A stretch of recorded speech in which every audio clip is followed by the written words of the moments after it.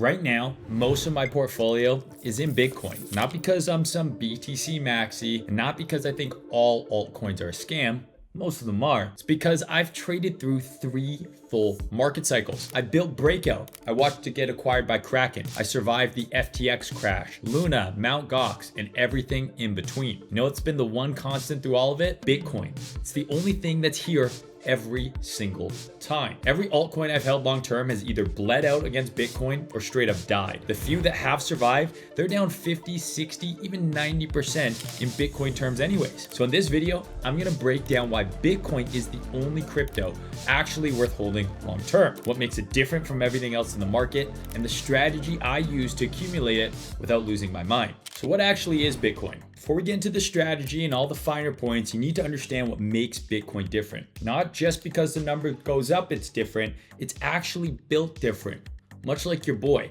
And there's a reason why I keep coming back to Bitcoin cycle after cycle. Even though I've seen all of these new coins come and go, Bitcoin remains constant. At a high level, you should already know some of this stuff, but Bitcoin is decentralized digital money. So there's no government, no middleman, no corporation or dev who can rug you and then move to Dubai. Fixed supply. There's only 21 million coins ever. That's it. The Fed, Jerome Powell, they can't print more just because things are getting a little spicy in the economy. It was actually created after 2008 specifically for that reason. The banking system proved yet again it couldn't be trusted. You also have the ability to self-custody, meaning you are your own bank. The problem most people have is they get into crypto and they go directly to the altcoin casino. They head to the pump fund trenches, they want to hit a quick lick, they want to get rich overnight. What they don't understand is Bitcoin sits at the foundation of all of this. And until you understand that, you're going to continue to get wrecked. Let's talk a little bit about Bitcoin versus the traditional system, because people love to say that, well, Bitcoin is just so risky. But compared to what? Holding the US dollar that loses purchasing power every single year?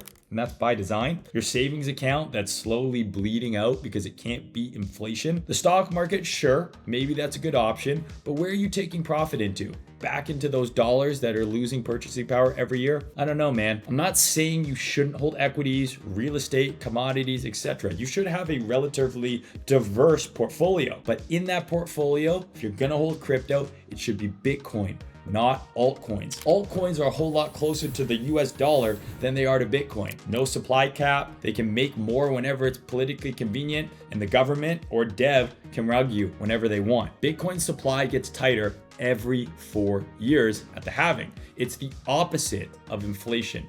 You can move your Bitcoin anywhere in the world 24/7. No need to call your banker to get approval to move your money. Remember, over the last decade, BTC has outperformed gold, silver, the S&P 500, real estate, and it's not even close. The traditional finance system is designed for institutions and governments. It's designed to slowly decrease your purchasing power and erode away the middle class. The traditional finance system, in my opinion, is not designed for the average person. They promise you put your money in this mutual fund and in 45 years, you're gonna have enough to retire. Yeah, right. If you wanna put your tinfoil hat on with me, I think that the actual plan of what's going on with the financial system is to slowly erode away the buying power and the middle class entirely. We are already the first generation in a very long time that is not going to do better than our parents. People are renting more than owning. They have massive amounts of debt, and you are never going to escape the matrix by just playing by the rules in which they allow you to play. Bitcoin is designed for you to actually own something that they cannot debase, that they cannot seize, that will actually protect your purchasing power long term. You don't have to believe me if you don't want to, but if you play the game the traditional way, you're gonna get traditional results. So why is Bitcoin safer? Not all crypto carries the same risk. People view crypto as a monolith, right? Bitcoin, altcoins, it's all the same and it's all risky. Bitcoin can crash 50, 60, 70, 80%. It has in the past, and there are risks to it. But the risk profile on Bitcoin is not remotely the same as random altcoins. Bitcoin has very predictable bull and bear cycles. Every single bull market has led to a massive rally, wiping out the entire bear market downside and putting multiples into the upside. Where these altcoins generally have one bull market when they're first launched and then never see those highs again. So until that changes, I'm going to assume that Bitcoin is the only crypto that is here to stay and here for the long term. Remember, Bitcoin had a fair launch. There's no pre-mine, there's no VC allocation, there's no insiders with 40% of the supply waiting to dump on your head as soon as a few green candles show up. It has the clearest regulatory standing out of any crypto. It's got the lowest chance of being labeled as a security. It's the most decentralized and secure network. The cost to attack Bitcoin, it's astronomical. That's not true for some of these other altcoins. These alts are riddled with insider allocations, low liquidity, coordinated pump and dumps, and teams that can just abscond to Dubai on the next flight out with all your money. So let's talk a little bit about why altcoins bleed against Bitcoin. Look, I'm not here to tell you that all altcoins are a scam. Maybe the altcoins in your best friend's Twitter bio, those ones are a scam, but some of them are legitimate projects with real teams building real stuff. Some of them even make real revenue. But here's what I've learned trading in these markets since 2013. The number one use case for the vast majority of altcoins is to transfer money from your pocket to someone else's. Altcoins have had all different sorts of iterations, cycle to cycle. There was the ICO coins, then the DeFi coins. This cycle, meme coins were really big, but they're all really the same. Let's look at a few of these meme coins from just this last cycle and see how they're doing. Remember PopCat? It's the cat that pops. What a funny meme. Look at this chart. This thing is down so much, almost 97% from top to bottom. When a coin is down this much, if you bought anywhere up here, it's gonna take you an alt season and a multiple X return just to pray to get back to break even. How about another one that was super popular? WIF. Remember when WIF was going to $100 billion? Remember when WIF was supposed to go on the sphere and everyone was gonna make money? WIF again, down 90+% from its bull market all-time high. Most of these coins are never going to get back to these levels.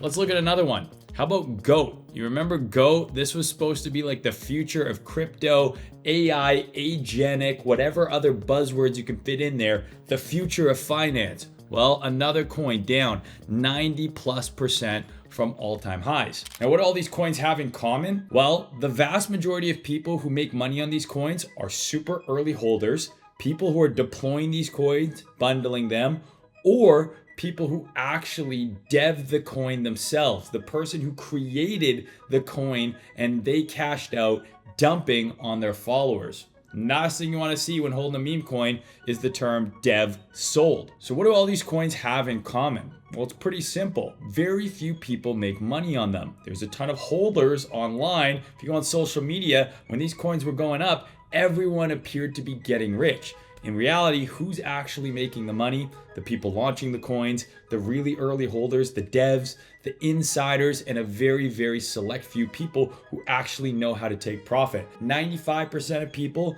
don't make any money on these things. I have some pretty crazy stats to share with you, specifically about Pump Fund.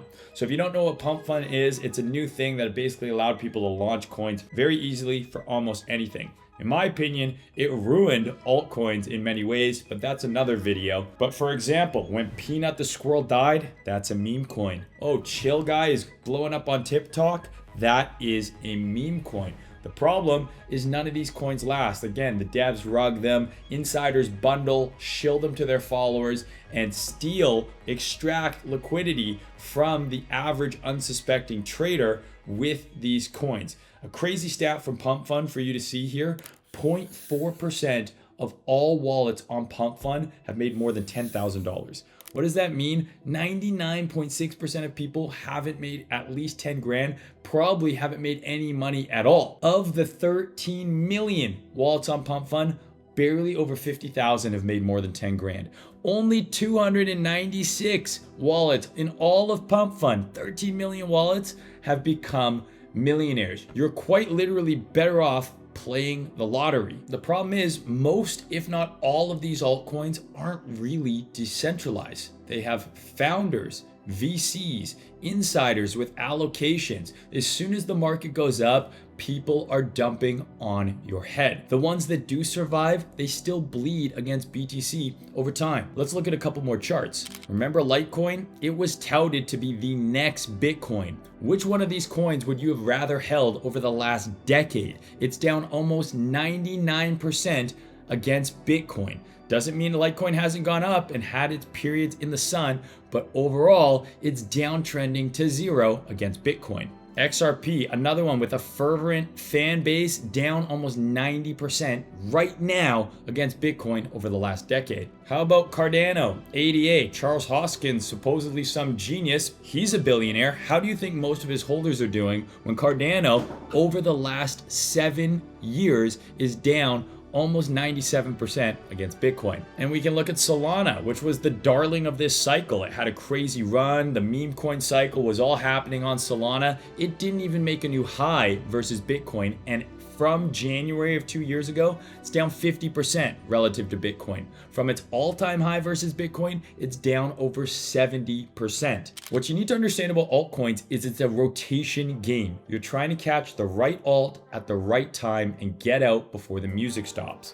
That's trading altcoins. Holding them, well, you've seen the evidence of how that goes. I've made money on alts. I've also seen what I believed were cool, solid projects go to 0. Bitcoin has never made me question whether it will exist or not next cycle. The question, of course, is not can you make money on altcoins? Of course you can. There's tons of people who have, but exceptions don't make the rule. For the vast majority of you, a much better question is, what do you actually want to hold for the next year, 5 years, hell, 10 years? The answer is always Bitcoin. I've been trading long enough to watch dozens of blue chip alts fade into irrelevancy. Bitcoin is the only asset where I genuinely don't worry about whether or not it will exist in the next 5 or 10 years. So what is the strategy? How do you accumulate Bitcoin over time to actually build wealth? This is where most people go wrong. They're trying to trade Bitcoin like they do any other asset